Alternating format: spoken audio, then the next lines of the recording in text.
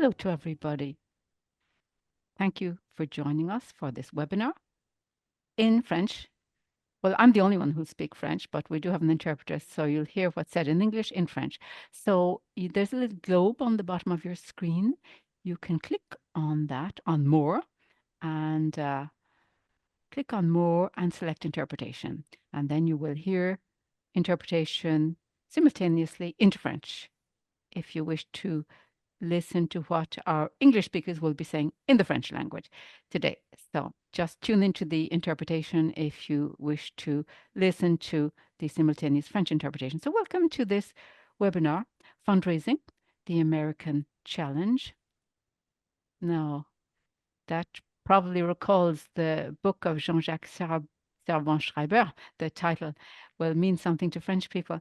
So my name is Arnaud Marcilhacy. I'm the director of the fundraising department, the International Fundraising Department in Chaplin, New York. And a lot of our clients are interested in the US because the US are really, well, it's the kingdom of philanthropy, dare I say. It is the place to be. That's where you have the most foundations, the biggest donors, and the most activity around fundraising in general. And obviously, most of our clients are interested a lot in collecting funds in the US. That's why today we'd like to talk about that challenge, the American challenge, when you want to go and collect funds in the US, when you're an organization from outside the US. There's somebody speaking, somebody else speaking. No, okay. So yeah, just a few words about myself. I'm familiar with North America because I lived there for 10 years myself. I worked with a large NGO in the US called World Vision. I worked with large practices in the US, fundraising practices, working with major donors. And I came back to France about 15 years ago, and I started to use American methods with large French universities, cultural institutions here in France, and so on, and quite successfully. But we know that in France, things are evolving not quite as fast as they've evolved in the US. We're not as far as the US has got yet, but we're on the move, and I'm fairly optimistic myself about fundraising and philanthropy in general in France. Now, a couple of words also about Chaplin New York. Chaplin New York is a large organization, a large international firm. It's been around for 27 years now. It's been working for more than 4,000 clients all over the world, and it has enabled those clients to receive cross-border gifts up to more than €1 billion or dollars worth over those years. So what we do in Chaplin York is act as enablers to help you to go and set up in a foreign country to go and collect funds there. We've got 6 foundations that we host, one in the US, one in Canada, one in the Netherlands, one in Switzerland, and one in the UK as well, and another in Hong Kong. So these foundations enable you, well, they house you, so to speak, they host you if you want to get a foothold in another country, and they're there to help you tax-wise, legally speaking, and so on, and they help you to manage your organization's efforts, your subsidiary or your efforts over there. And a bit more than a year ago, Nancy Bikson, who is the CEO of Chaplin York, she's with us today, she asked me then to set up a department for international fundraising so as to help our clients who, once they're on the spot, need help to go out and collect funds. And therefore, I agreed. It was a great pleasure for me to be able to do that. It's more than a year now, and we've been doing a lot of exciting work there. Now, the first thing we did was to set up a team of experts. We call them experts in international fundraising. We set up a team of 40 experts. 15 of them are in the US, and 2 today with us. Our 2 speakers, the best of all the ones in the US, really. They're with us here today. Sue Devine, who was in charge of the American Friends of the British Museum in the past, and then American Friends of the Louvre in New York, up to very recently. And now she's based in Los Angeles, in LA, and she's been kind enough to join our team recently our team of international experts, that is, and we're very happy to have her with us here today, and particularly grateful that she's with us because in the US, it is indeed Thanksgiving today. So it's a holiday, public holiday, it's vacation for people. And Sue and Stuart as well, and I'll introduce Stuart in just a second.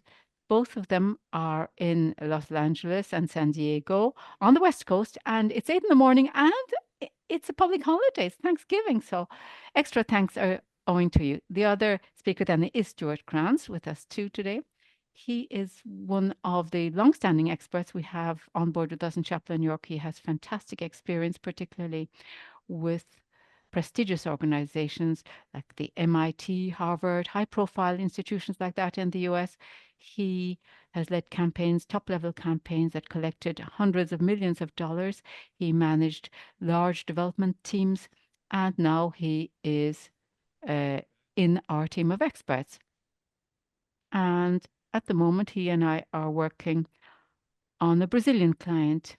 It's the largest business school called Fundação Dom Cabral, a business school there in Brazil. We're working with them to roll out their first fundraising campaign, around $50 million worth, that'll be mainly focused on the US.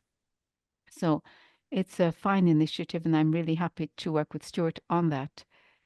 He is somebody who's really exciting to listen to, as you'll hear. And he is indeed an expert we're happy to have on board in Chapel, New York. And the third person with us today is our CEO, Nancy Bikson. Nancy was originally a lawyer. She lives in London, and she is a person who is a very entrepreneurial person at heart. She set up this firm 27 years ago, and she has grown it, developed it, and she had the good idea of recruiting myself a year and a half ago. Thank you, Nancy, for that. And indeed, we're on the pathway to success, and exciting success too. So we'll give the floor straight away to our speakers. Well, firstly, I'll ask you both to kindly briefly introduce yourselves individually, and then we'll give the floor, first of all, to Sue Devine, who will start first. Sue, could you give us a few words of introduction of yourself, please? Sure, I'd be delighted to. I was born and raised in the Midwest, and I've had the opportunity to live throughout the United States. I have bachelor's and master's degrees in art history from the University of Missouri and University of Washington. I launched my career as a curator, working in Midland, Texas, and then went on to Dallas, where I worked as assistant director at the Meadows Museum, which is renowned for its collection of Spanish art. I then stepped up and became the director of development for Meadows School of the Arts, where I raised funds for an art library and academic programs. Then I moved to Chicago, and there I gained more experience in the museum field and fundraising field as director of development at the Chicago History Museum, and then as a senior consultant for Campbell and Company, which is a fundraising consulting firm. From there, I had the opportunity to join American Friends of the British Museum.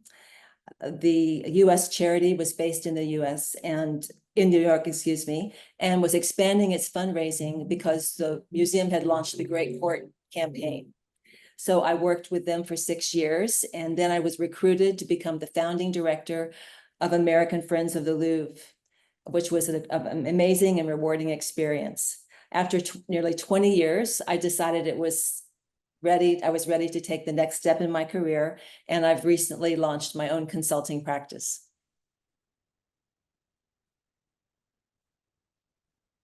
Thank you, Sue. Stuart, could you briefly introduce yourself, please? Sure. It's a pleasure to be here. I've been in the fundraising world since the mid-1990s, primarily well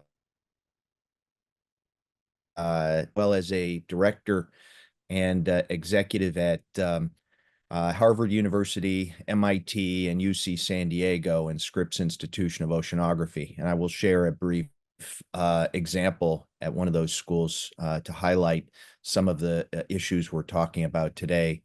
In the late, around 2019, I moved to become a consultant and have been working with clients around the world in helping them achieve success in their fundraising, both nationally and across borders. So it's very nice to be here. Thank you, Stuart. Nancy, would you like to briefly introduce yourself? Nancy Bikson? Yes, I'm Nancy. I'm the Director of Chapel and York. I am a lawyer by training. Well, for 40 years now, I've been a lawyer, and I'm happy to be with you here today also. Thank you, Nancy, and well done for speaking in French. Well done.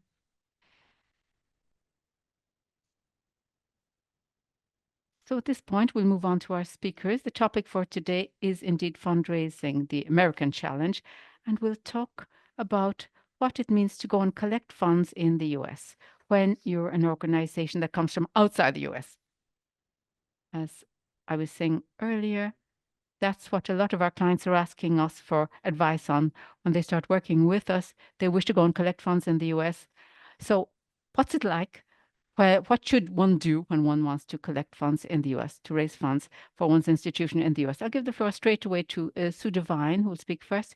As I was saying earlier, and that she said herself, she's been working with the American Friends of the British Museum and the American Friends of the Louvre Museum. And she has brought the Louvre forward a lot in the US, and they've achieved fine results there. But she'll explain it all better than I could myself. So you have the floor.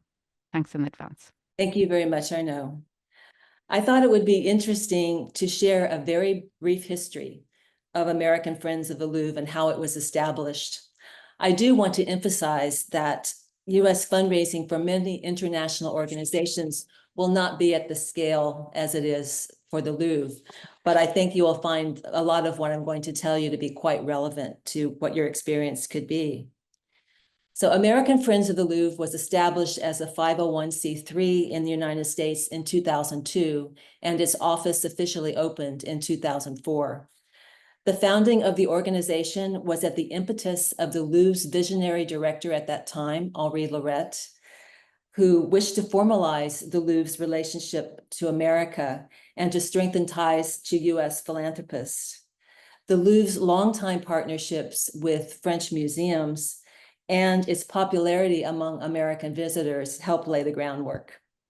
To date, AFL has made commitments of $60 million to the Louvre, comprising funds for a multitude of projects for the Louvre Endowment and including donations of works of art. As AFL's first executive director, I worked closely with the organization's chairman, Christopher Forbes, Henri Lorette and his team on building the organization from the ground up. Mr. Forbes brought numerous talents to the task, including visibility as a member of the Forbes media family, a passion for French art and culture as a collector and owner of a chateau in Normandy, and also background as a major philanthropist. He generously donated office space for AFL at his company's headquarters in downtown New York City. My first task as executive director focused on getting AFL's operations organized. I established banking relationships, set up employee payroll and benefits, chose an accounting firm, consulted with attorneys, and developed an operating budget. I also hired an assistant and met with AFL board members to get their suggestions on people from their networks who we could begin cultivating as members. Within the first month of hiring, I visited Paris and spent an intensive week with my Louvre colleagues. The fundraising department had just been created, so I was able to meet the director and his team. I was also introduced to curators and department heads with whom I would be collaborating for the next years. When feasible, I took members of my team for similar annual visits to Paris to strengthen relations and learn about current priorities. To initiate fundraising in the United States, AFL launched the Chairman's Circle membership program. This type of program is a standard mechanism for identifying new donors who can be cultivated over time for major gifts. The funds they would contribute also provided critical operating support to the AFL office. We established the donation level at $10,000 annually for 2 people. In return for their support, members were invited to participate in an annual trip to Paris, where they had the opportunity to meet with the director and with curators, and to be welcomed at the museum on a closing day to the public, and to receive exclusive invitations to visit other museums and private collections. The program quickly became successful, and we added a second trip to a US city. Based on the success of the Chairman's Circle, AFL and the Louvre co-launched the International Council to recruit members not only from the US, but internationally as well. The gift amount was set at $25,000 annually. Members received all the benefits of Chairman's Circle membership and also were able to travel to an international cultural destination each year. So today we have members in that program from the US, Mexico, China, Spain, France, and Switzerland. And the funds raised from the International Council are allocated to exhibitions and other projects at the Louvre. To raise the visibility of AFL in the cultural and philanthropic arena, not only in the US, but around the world, we launched a series of fundraising galas, and we started those in Houston, Palm Beach, and New York. Then, with the support of our vice chairman, a woman named Becca Kaysen-Thrash, we organized 4 major international events in Paris called Liaison au Louvre, and they attracted not only Americans, but international patrons. These galas raised significant funds for the Louvre through ticket sales and auction, and were successful in identifying new members. The most important goal of American Friends of the Louvre is to secure funds for major Louvre initiatives. The first campaign we supported was the restoration of the Louvre's 18th century decorative arts galleries, which was a 30 million euro project. We committed $4 million to that goal and were able to identify individuals who gave major gifts and also used funds from the Liaison au Louvre to achieve it. Subsequent major projects supported include the restoration of the Roman galleries, visitor enhancements such as trilingual labels in the galleries, the Studio Education Center, and most recently, the new Department for Byzantine and Eastern Christian Art. Smaller yet equally vital projects for the Louvre have also been made possible through the generosity of Americans. These include restorations of sculptures in the Tuileries Garden, conservation of the pastel collection, publications, scholarly symposia, education and accessibility programs, and many more. And if you would like to see sort of an inventory of these projects, you can go to American Friends of the Louvre's website. AFL has also contributed to the Louvre's acquisition programs. Significant works of art have been donated by Americans to the Louvre, and AFL has also raised funds for the Louvre's Tous Mes Scènes campaign. Recent masterpieces as a result of that campaign include the Basket of Strawberries by Chardin, which was acquired last year by the Louvre, and the Miseroni cameo. To further develop fundraising programs, AFL launched the Masterpiece Society to encourage individuals to make bequests and other types of planned gifts through their estates. This has been a successful initiative to date and has brought new donors into the AFL family who will help perpetuate its mission on behalf of the Louvre. Now I wanted to go over some pointers that I think might be helpful for you as you contemplate strengthening your US fundraising or even initiating it. The first 2 really apply to organizations that set up their own 501c3 charities, because there are certain requirements for those. But the most important thing regarding these types of organization is to establish a good working relationship between the French institution and the US organization. And it's vital to have this kind of close collaboration and trust between the 2 entities. They must jointly agree on fundraising priorities and strategies to ensure success.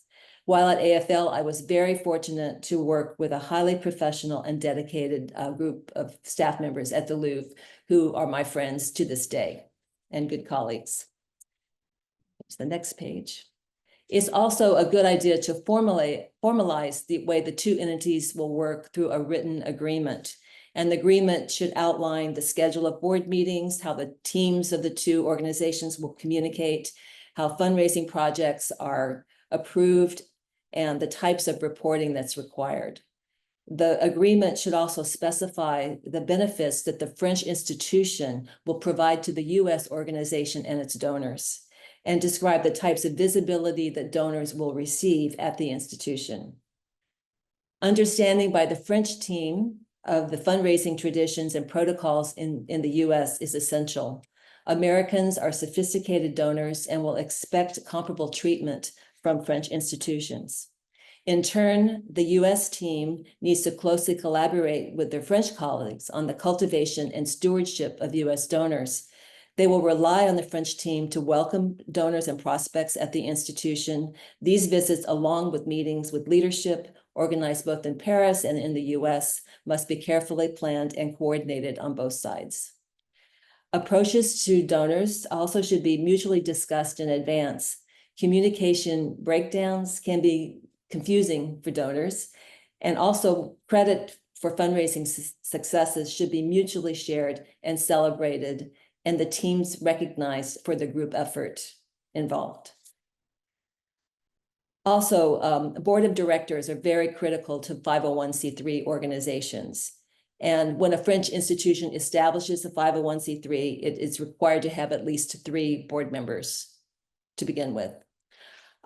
Recruiting a larger group over time will strengthen the organization's visibility and fundraising potential. For newly created entities, as I had told you about with Mr. Forbes, it is essentially to identify a chairman who was well respected among his or her peers, has the financial means to be a major supporter, and is well connected among philanthropists. This individual is one of the faces of the organization and will give it credibility in the philanthropic community. Other board members who are recruited should bring a similar level and giving capacity and connections to others. While an organization may wish to recruit individuals to the board who have a specific expertise, such in legal matters or investments, it's still very important to have them meet the standard giving requirement, because the US charity will likely have to look toward board members to help cover its operating budget. So you want to ensure that that stream of revenue is coming in at all times. A minimum annual gift amount should be required of board members, and they should be expected to also support the bigger fundraising projects of the Louvre. Board member identification and recruitment should be an ongoing effort to ensure future growth and visibility. There is a tendency by French and other international friends group, when they're setting up the organizations, recruiting boards, and also recruiting their first donors, to focus their initial efforts on New York City. If you look at the donor lists of French American organizations, you will see overlap in supporters. And as more organizations launch in New York, the market is very competitive. As there are wealthy Americans across the country, French organizations should expand their horizons to other geographic locations, including the West Coast, the Midwest, Texas, and Florida. Now, just to speak a little bit about fundraising projects, and this should be relevant to all types of American Friends groups. Initiatives selected for US fundraising should be ones that are compelling to American donors. At AFL, renovations of major galleries, projects in the Tuileries Garden, and conservation of works of art have been very motivating. This does not necessarily mean, however, that all projects must appeal to a broad audience. It is possible to identify donors who will support a particular type of research that interests them personally or that will have a global impact. It is important that proposals are well written in English, and they should have accurate budgets and realistic timelines. Proposals should also outline the visibility and recognition that donors will receive in return for their generosity. Okay, identifying American donors. With all of the information now that is available on the internet, researching prospective US donors is relatively easy, although it can be a formidable task to try to sort through it because of the magnitude of the information. It's important to learn how to do this and how to interpret the data.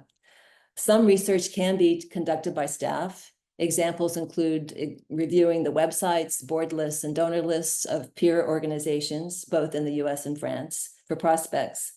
Research can also be conducted on U.S. individuals and foundations, which have supported similar projects at your institutions. Consulting with board members and other interested parties who may have specific experience or relationships that could be helpful to the institution would also be beneficial. If an organization lacks sufficient staff resources or wishes to take a deeper dive, it would be a good idea to hire a professional researcher who is experienced in the philanthropic field and has access to donor research software. Products such as Donor Search, Wealth Engine, and iWave are good sources for uncovering information on net worth, institution supported, and giving capacity.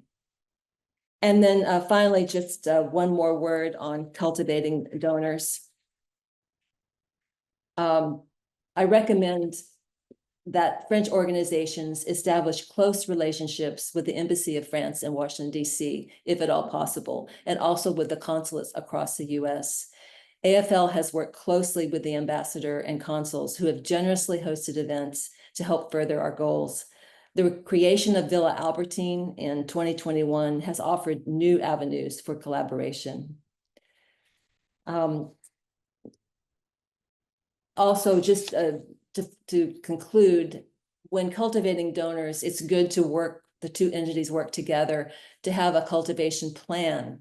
And the plan will likely involve opportunities for this donor prospect to meet the leadership at the institution where you work, whether it's in France or whether in the United States when your president may be traveling there.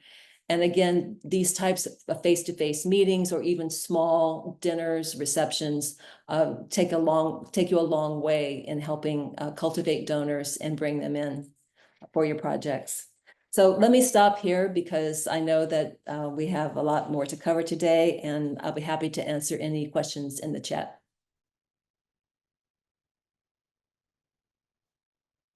Thank you, Sue. Really exciting. Thank you. It was even more than I expected. Lots of information in there. Thank you very much. As Sue said, it is indeed very important to do prospect research. Prospect research when you want to do fundraising in the US. In our teams of experts in the US on the spot, we have prospect researchers, as they're called. That's their role. People of great caliber. So if you wish to do fundraising in the US, that can be done on your behalf, the prospect research function, I mean. So another point I put in the chat here for those who've had a look, but maybe people haven't all had a look, so I'll say it verbally. You can ask your questions in the chat. Please ask your questions in the chat, and I can then ask them verbally, orally here of our speakers. There was an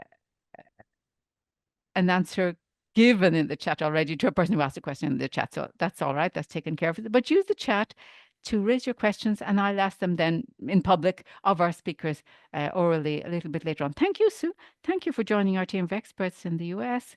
We're really happy to have you on board. Now I'll hand over to Stuart Krantz, as we said earlier. Stuart is one of our long-standing experts, probably one of the best, and I'm working with him at the moment on a major campaign for the business school in Brazil that I mentioned earlier, which is mainly focused on the US.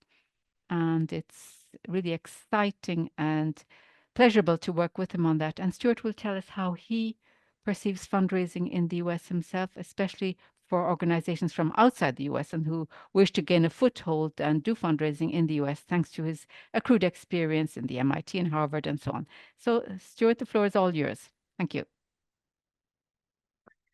Thank you very much. And if for some reason my internet connection is spotty, I'll take my video off and just focus on the audio. It's great to be here, and it's great to follow Sue's very comprehensive thoughts about fundraising in the U.S. I think everything she said is spot on. I suspect that everybody on this call knows that this is a substantial and very large topic that fundraising in the United States. So it deserves a careful and well thought out approach to achieving your goals.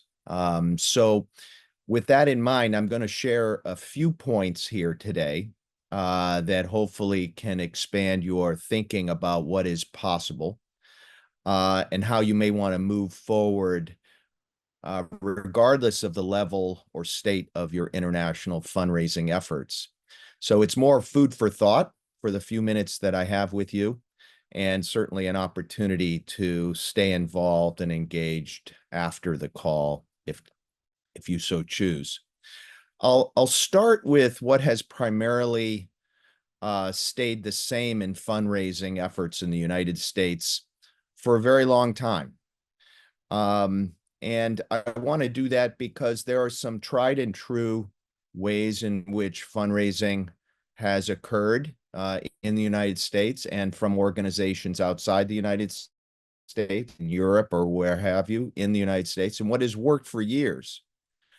And then I'm going to share a few thoughts on what has really shifted and changed more recently. And I think it's important for organizations who are trying to increase their fundraising in the United States to have an understanding of what has shifted. And then I'll end with a few closing remarks on food for thought on ways that you might want to take action maybe at the end of the year. End of year is always calendar year is always a good time to reflect and to try to improve in the year ahead. So I'll start with just primarily what has stayed the same in fundraising, and what is enduring and continues to work well. Mature fundraising programs and programs that seem to do well in raising support from donors and foundations and corporate charitable organizations in the United States. Number one, they consider this a marathon and not a sprint. Similar to what Sue is sort of saying, they're carefully thinking about what they're doing and how they're doing it in the United States, and they're taking a very strategic, careful approach. And they're very fiscally conservative. They're not spending money necessarily in fundraising unless they can sort of see what the potential result might be. They develop aggressive but achievable fundraising action plans. Sort of like what Sue said, there's a plan for how they're going about their fundraising, and they invest their time and resources in developing the plan and implementing it. And they regularly collect data to evaluate whether it's working, and they make adjustments as needed.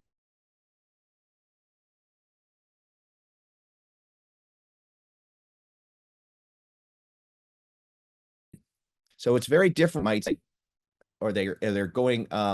So let me go off of my video here just a second. They're going around and they're just desperately trying to find resources in the United States.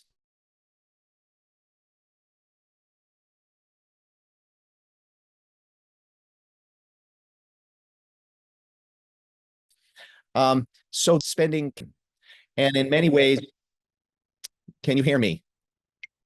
Can you hear me? No. Okay. Thank you. And they're using an approach that focuses on identifying, as Sue said, they're cultivating and they're soliciting and stewarding using a very strategic approach. A good argument for why this seems to work on a regular basis is that many donors that are larger donors for organizations, whether they're in the United States or outside the United States, initially gave smaller gifts. And then through a process of strengthening the relationship, they ended up giving more gifts later, more and larger gifts later on. And in order to do that well, it really requires a careful plan for how to roll that out. These action plans tend to have efficient and cost-effective fundraising efforts, And this is obviously important for organizations who fundraise across borders because it's so expensive to invest in fundraising in other countries, especially the United States. I really appreciate what Sue said about expanding the potential prospect base in other parts of the country, but doing it, organizations that do that and do it well are very careful in how they invest their funds and what they how they roll out their action steps.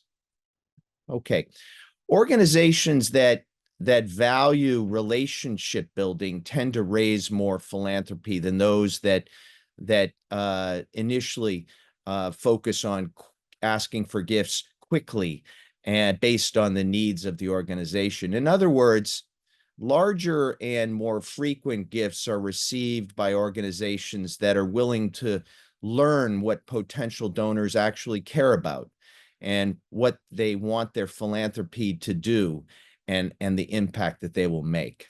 So it's very important to take this information to heart. This is what has worked for decades upon decades and continues to work now in the United States. A few remarks on what has changed a little bit in the philanthropic landscape in the United States.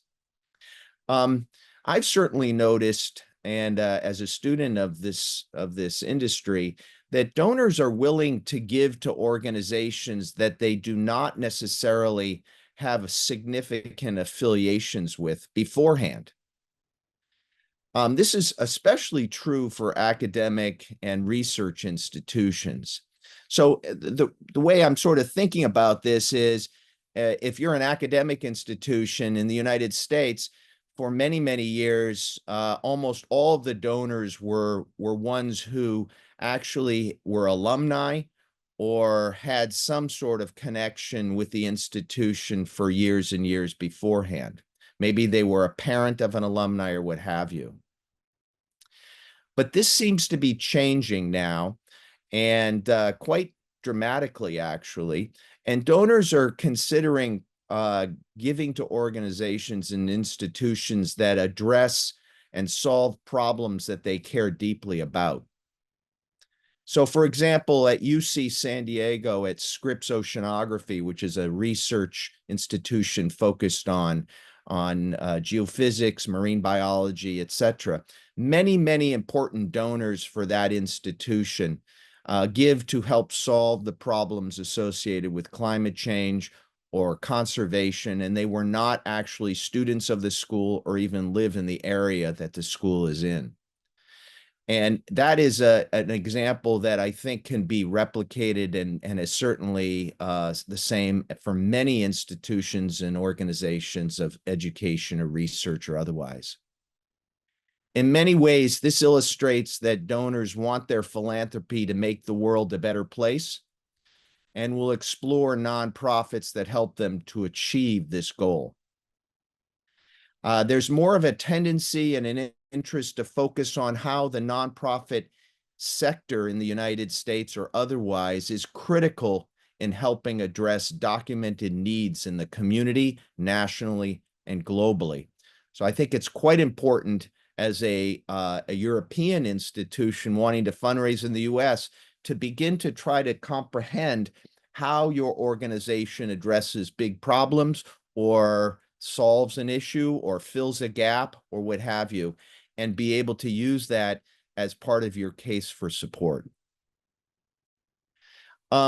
With this in mind, it may make sense for organizations to relook at their U.S. fundraising efforts with an important focus of that key question. What is the dream and vision for addressing important issues, and how can philanthropy help you get there?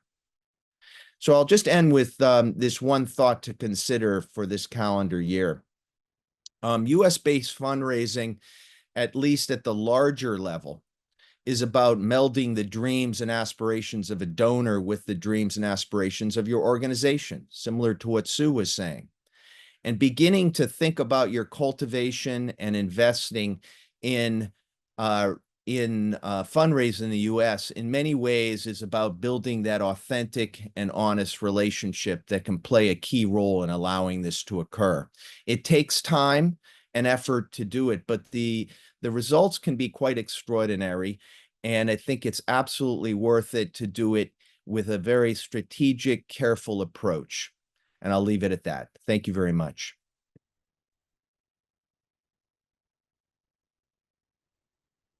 Thank you, Stuart. It was a pity we didn't see you for a while, but you're back on screen now. So we'll give the floor now to our CEO, Nancy Bikson. Nancy Bikson, who will talk about something she knows very well, which is tax and legal in the US and what we can do in Chapel in York to help you to develop your foothold in the US or widen your projects and have an overarching vision. Nancy, the floor is all yours. Thank you, Arnaud. If you want to do fundraising in the US, you've got to understand the advantages, the benefits, that is, for the donors themselves. A donor making a gift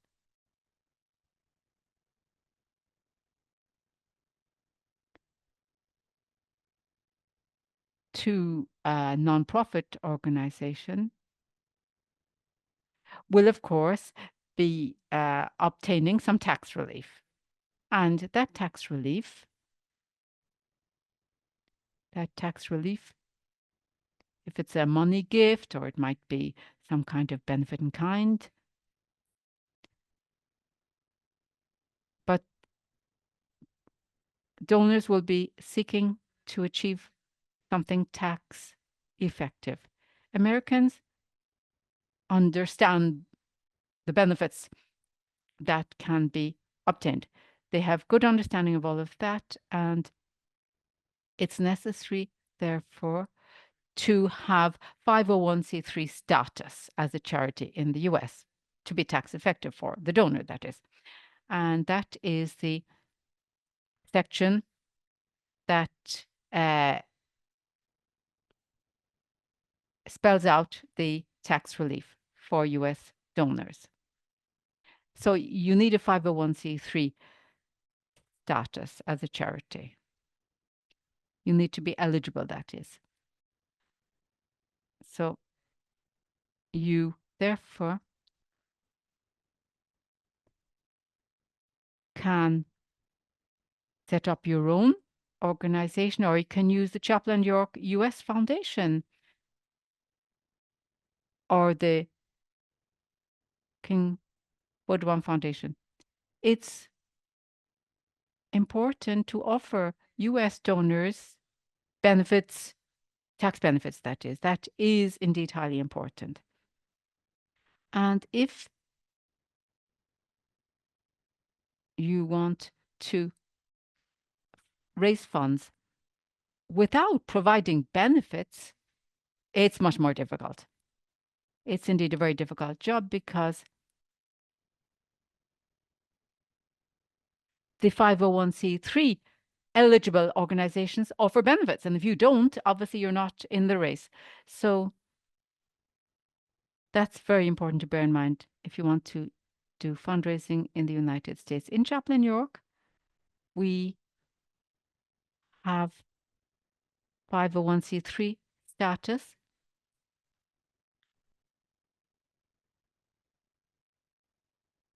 So we're eligible under 501c3.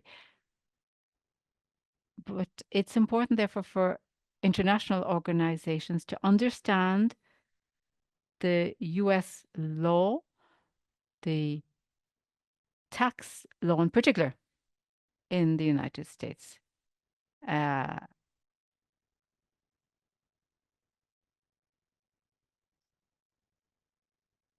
think you may have questions for Stuart and Sue, so perhaps I'll leave it at that for now. So feel free to ask any questions you would like to ask. I think I've spoken long enough. Have I, Arnaud? Well done, Nancy. I admire you for having done that in French. I'm sorry for my mistake, says Nancy. No, it was fine. Well done. So we didn't receive other questions in the chat. You may have some. If I don't see questions popping up in the chat, we'll close our webinar. But I have a question here from Geraldine Gradell. How much time should you allow for prospection and then the actual donor relationship before receiving the first gift? Okay, maybe Stuart would like to answer that one, maybe Sue as well. Stuart, if you have an answer on that, the lead time. Yes.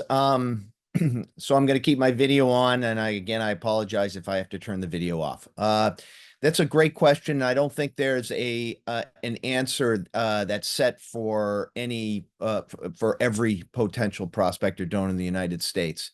There seems to be an emphasis to speed up nowadays the solicitation process. We're certainly noticing that in some development offices, get more to the solicitation process. My guidance and what I try to advise clients is that be very transparent in the beginning of why you're meeting, what you want to try to achieve, and the role that philanthropy plays and can play in the future for your organization. Be very transparent about that in the beginning.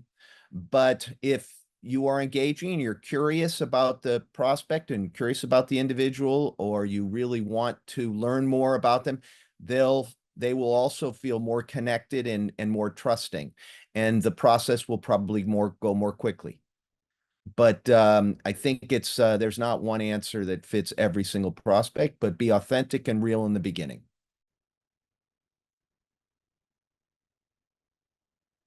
So would you like to add anything, or as you like? You're on mute. Can you hear me now? Okay. There's no universal rule. I think it depends on the person that you're dealing with and whether or not they've had a previous relationship with the organization. I think with international organizations, it might be slower, in the US, because you have to maybe fly back and forth and have a few meetings and get the person, to meet the faculty member involved or the researcher, the curator. So it can take a longer period of time. So I know there's a lot of pressure, I think these major universities in particular, with a lot of significant goals, and they probably fast track and can fast track. But I think if you're just getting started with US fundraising, it's probably a kind of a slow dance.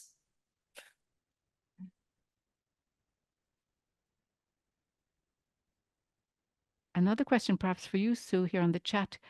What do you recommend in terms of prospect research? What would we expect to come out of prospect research as it's done in the US? What would we expect to get out of prospect research?